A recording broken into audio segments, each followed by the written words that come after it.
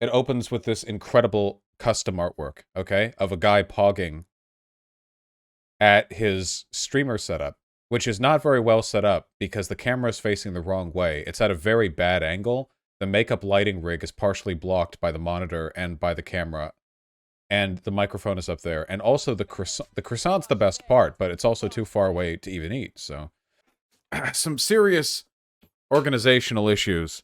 But yeah, it's good. It's very good. Have we seen this image before? Yeah, I showed this, but I never went over the article itself. Anyway, let me see. So this is to popularize a movement, there needs to be movement in the first place. What actually existing political movement is BreadTube inviting people into? So this is going to be one of those standard. This is going to be one of those standard like people online are learning about leftism, but they're not even like joining the DSA. Now this probably not even the DSA for this guy. It's basically I think it's just old man grumbling. You know, like you're not learning about leftism the right way type dealio. But I think there was a section here dedicated to me that I wanted to see. You can probably imagine where a lot of this goes. Bernie Sanders galvanized a lot of people into left-leaning politics. We have Azan. When people ask me what I think about Hassan Piker, for example, I genuinely don't know what they're asking me to react to. How well he plays Mario Kart? I'm not being a dick. I'm saying simply I don't know how to address the politics of people who define themselves as political figures, but who have no particularly lucid political identity and aren't connected to a coherent political project. So, defending Hassan notwithstanding, this is actually a really stupid point. When people ask you what you think about a person who talks politics, you're being asked to answer to the question, what do you think of their politics and how they express them? The implication here just seems to be that like Hassan Piker or people online in general are too unserious to be political figures, you know? Oh, you're not a leader of some revolutionary movement. You don't spend 8 hours a day like handing out pamphlets at street corners. You play video games, you know? That type of stuff. There are a lot of lefties who are like this. It's a salient point if one's principles aren't immediately discernible. I honestly, I disagree with that. Again, this is not like a defending Hassan thing, but I think this guy's argument is basically just like an argument against modernity. It's an argument against modern political figures, you know? Like, the argument that he's making here would apply broadly to any political advocate who isn't part of a strict and uh incredibly involved political organization. And if we want to limit ourselves in that way, then like we're donezo. It's always good to be formalized and educated and be fully involved, but if you can't be a political advocate outside of that, if your response to a person asking you what you feel about a political figure who's not like directly part of a movement is, do you mean how well he plays Mario Kart? Then I don't think you're operating with that question in good faith. I like Natalie Wynn much more. Oh, that's nice. In her videos, she elegantly and intelligently traffics in banalities, middlebrow wisdom for people who are too distracted to think any deeper. Nice. This is no doubt a function of her project, of a kind of person she's teaching out to, which I respect, but it's not for me. This is what I mean. Like, essentially, he's saying, like, oh, sure, Natalie might reach millions of people with her video essays that discuss in like good topics, but like they're not like academic articles. They're not snobby enough for me. Her YouTube videos are exquisitely made explorations of specific issues without any clear connection to a broader political milieu. Do you think this might be a kind of anti-intellectualism, funnily enough, that he can't appreciate engagement with an idea if it's not being directly formatted into some kind of like specific political movement? I do think she's a remarkably effective teacher. I don't know what her grand vision is, what the big picture valence is of all these discrete parts. I understand her to be a leftist. She's a liberal, I think. But I don't know which kind, nor do I have any sense of what she thinks about the overarching question of how to be a leftist in the 21st century. Okay. Hey, hey! At least Wynn clearly has deeper understandings of the issues she discusses. I'm happy to be hated by people like this, even if she never really spells out the big picture. Vaush, Christ. I don't know, man. Pretty nakedly pro-imperialism, overbearingly invested in linguistic purity markers, dismissive of left criticisms of liberals, libertarian except for people he doesn't like. I like that Natalie Wynn is trafficking in banalities and middlebrow wisdom, and his criticisms of me are like, Vaush is bad, And, like, I hate him, and he's bad. And, like, what? The guy's politics are incoherent, even in the sad context of today's left, and trying to suss them out is... I feel like I might actually have the most coherent political positions of any person in the online left. I'd actually be willing to defend that. I actually genuinely believe that.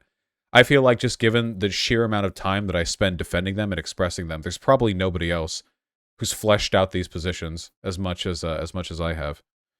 Trying to suss them out, is not made easier by the fact that you're not in the left, Zan. You're a liberal. You left the left. Made no easier by the fact that he peppers his conversations with Marxist terms that make no sense whatsoever. I've heard the term dialectics wedged into sentences where they could be removed without changing the meaning enough times in my life, thanks. I will again stress it is okay to consider yourself on the far left and drop your vestigial attachment to Marxism and its vocabulary. He's also kind of a monster. Let's go! Actual geopolitical threats will change anything.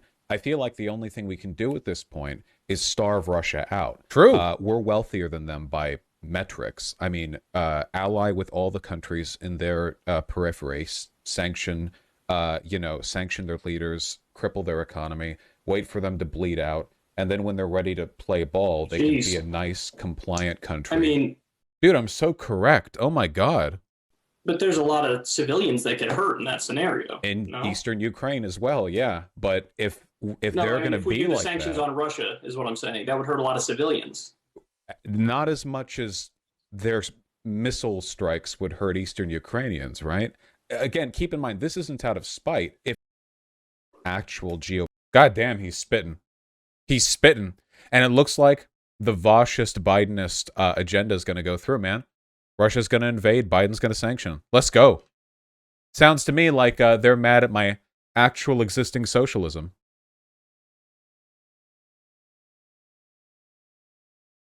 Let's go. We're wealthier than them by metrics. Ah, yes, metrics. I too know words. What? I also know words?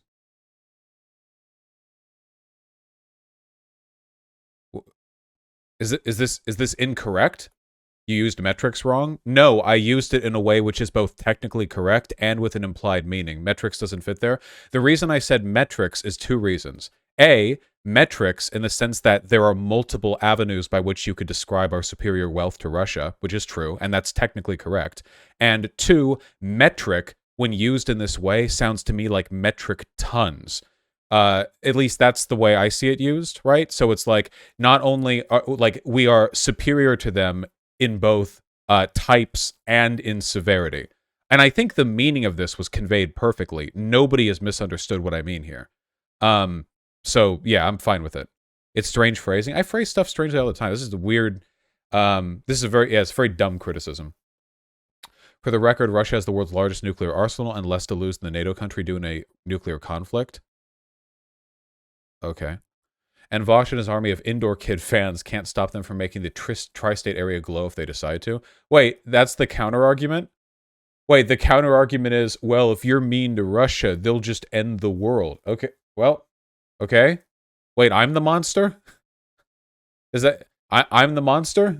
I'm the one who's morally off-put here? More to the point, anyone who knows the slightest thing about sanctions, the topic he's so casually spouting off about, knows they hurt the poorest most and powerful least.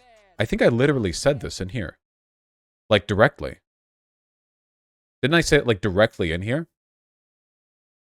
Or at the very least, I acknowledged that. Leaving the leadership structure on top, Putin will not starve, and that much is certain, but millions of Russian innocent civilians might. Well, nobody's actually going to starve. This guy probably doesn't know the actual, like, economic situation in Russia, but they have plenty of food, though they're not literally going to starve. The clip did imply sanctions would starve out the poorest. Yeah, so I acknowledged it. That was, by the way, a euphemism. They are not literally going to starve. They have a net export of grain. Additionally, in that very same conversation, I say that I would prefer any targeted sanctions against their autocrats. But, you know, whatever. And we're still yet to chew on how someone could think advocating for starving millions of innocent people to bring their government to heel. Forgive me for going literally Hitler, but literally Hitler's plan for Russia could ever fit with the respect for human rights and resistance to American hegemony any leftist should have. The less said about this guy, the better. And yet I have the biggest section and the video.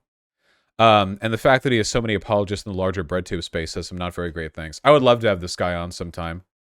The Freddie DeBoer. I really just want to bully more people. Can we just bully this guy? I have a feeling we could make this guy cry. There's no way this guy isn't a massive pussy in direct convos, right? Destiny. Wait, what is it? Wait. There's a guy named Destiny I'm sometimes asked to comment on too. Destiny, a man in his 30s. There was a time when giving yourself a name like the lesser half of a WWF tag team would be seen as self-evidently ridiculous. That's really this guy's criticism of Destiny. That he has an online pseudonym. That's actually it. This guy's literally just a fucking boomer.